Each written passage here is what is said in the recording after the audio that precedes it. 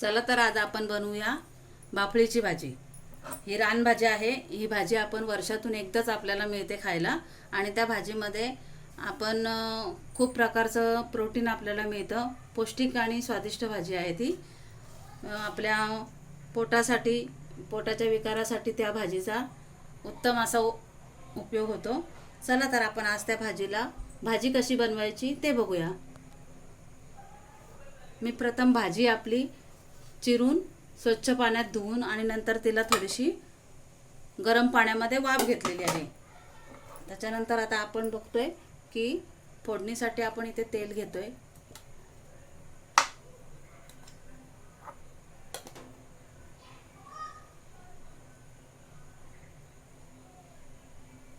कढई मी गरम करायला ठेवली। गॅस आपण ऑन केलेला आहे इथे आणि कढईमध्ये तेल कडकडीत आपण गरम करून घेणार आहेत। आपण राई घातली, त्याच्यामध्ये थोडं जिरं घालूया। त्यानंतर आपण चिरलेला कांदा घालतो।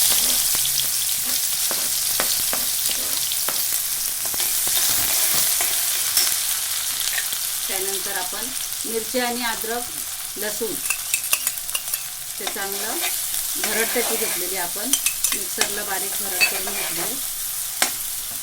त्यानंतर आपण याच्यामध्ये घालतोय चिरून घेतलेला टोमॅटो।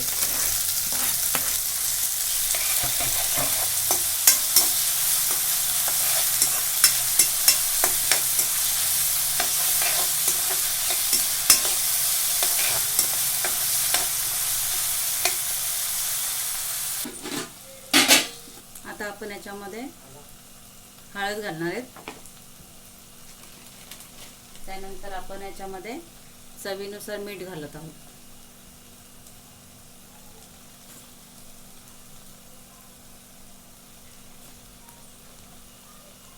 थोडी कोथिंबीर टाकू। हे पूर्ण आपण मिक्स करून घेऊ। त्यानंतर आपण जी भाजी चिरून घेतली होती आणि तिला आपण थोडी वाफ घेतलेली आहे, तर ती भाजी पूर्ण पिळून काढली आणि त्याच्यातून पाणी बाहेर काढलं। पूर्ण पाणी बाहेर काढल्यानंतर ती भाजी आपण अशी पूर्ण कोरडी करून घेतली।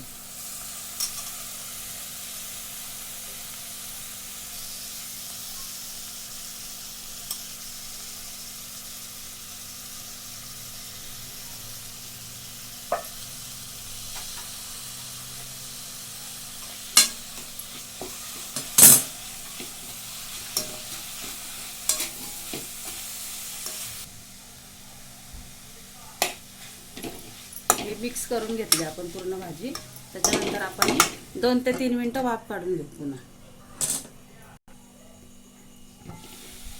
आपण झाकण काढून घेतलं। बघा ही छान मिक्स झाली भाजी। याच्यामध्ये आता आपण खोबरं घालतोय। सुकं खोबरं मी बारीक पीस करून घेतलेलं आहे त्याचा आणि हे पूर्ण आपण मिक्स करून घेतलं। आता पुन्हा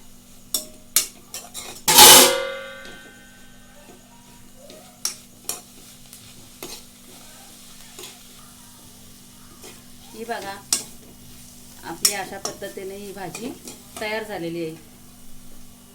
आपण ती भाकरी किंवा चपाती बरोबर खाऊ शकतो। अशा पद्धतीने ही आपण रानभाजी तयार केली। माझ्या भाजीची पद्धत तुम्हाला कशी वाटली तुम्ही कमेंट करून नक्की सांगा आणि एकदा बनवून बघा कशी होते भाजी। आणि भाजी चांगली वाटली तर मला माझ्या व्हिडिओला लाईक, शेअर आणि सबस्क्राईब करायला विसरू नका। धन्यवाद।